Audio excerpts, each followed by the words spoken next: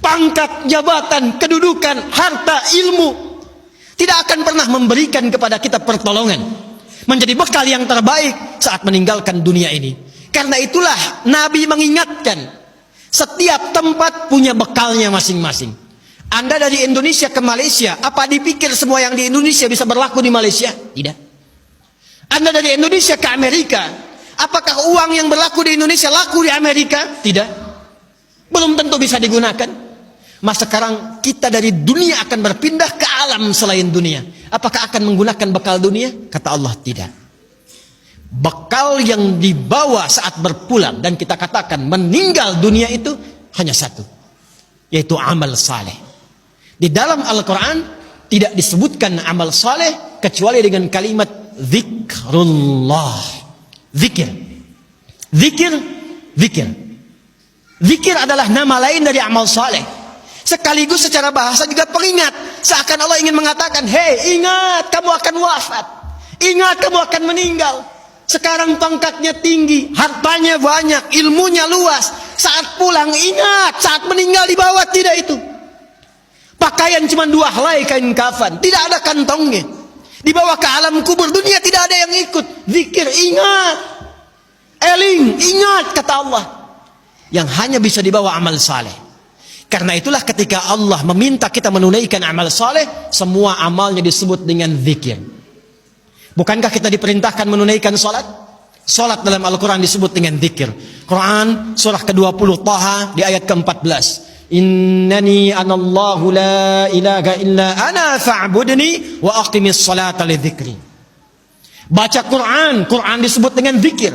Quran surah Al-Hijr di ayat yang ke-9.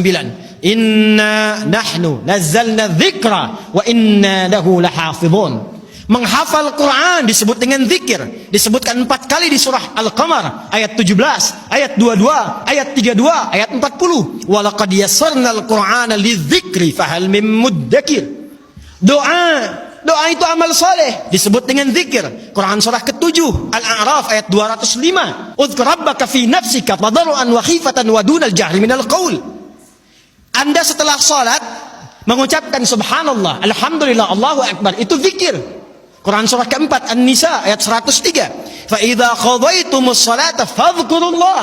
Maka kata Allah, ingat, kalau sudah sampai akhir pekan itu, yang dihitung jangan cuma dunianya. Berapa ya harta yang dikumpulkan selama kerja ini? Di pasar berapa keuntungan yang diraih? Di kantor berapa omset yang didapatkan? Berapa pangkat yang sudah diletakkan di pundak itu?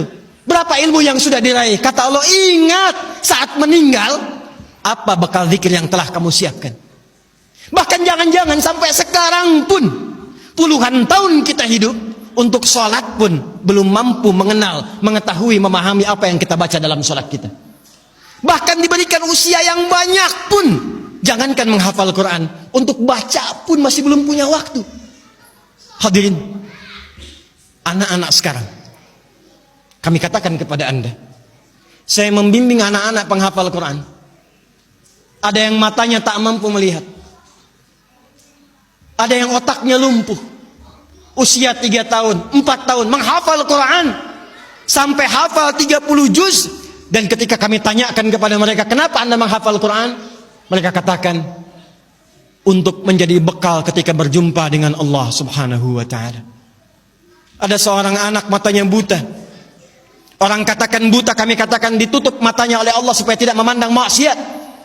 Dia menghafal Quran, bapaknya menggendong, menaikkan ke motor, diantarkan ke penghafal Quran sampai selesai hafalan Qurannya. Ketika dia pulang ditanya, kalau kami ingin berikan hadiah, apa yang kau harapkan? Kata beliau, saya hanya ingin doa saja,